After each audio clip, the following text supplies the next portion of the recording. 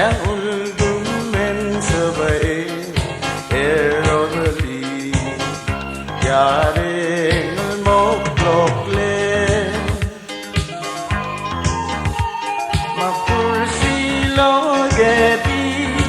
e monil udada e girdi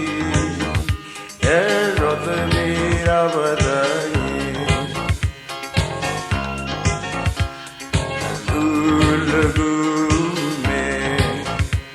Mon challa teroi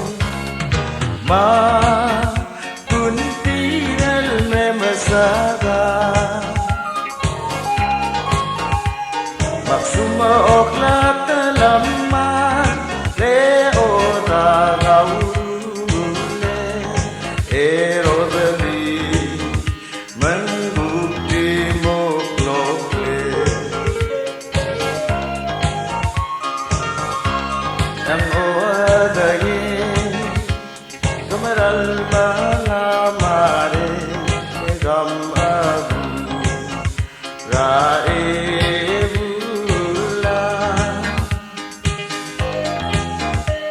makyaura tuyara mo illale dese mo oti yak malmal tigar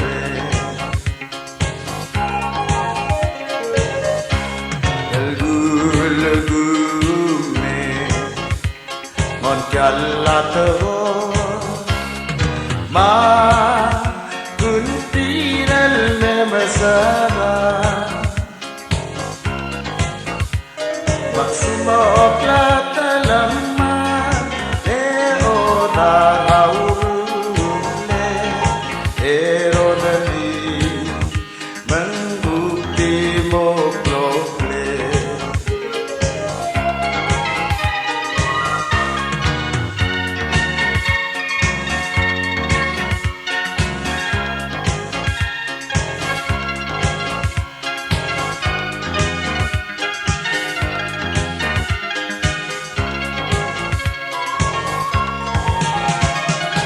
Alma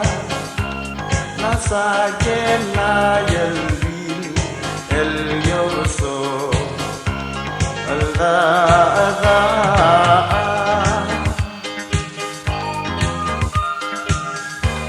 maltang neng alagale ne naga olta garogu el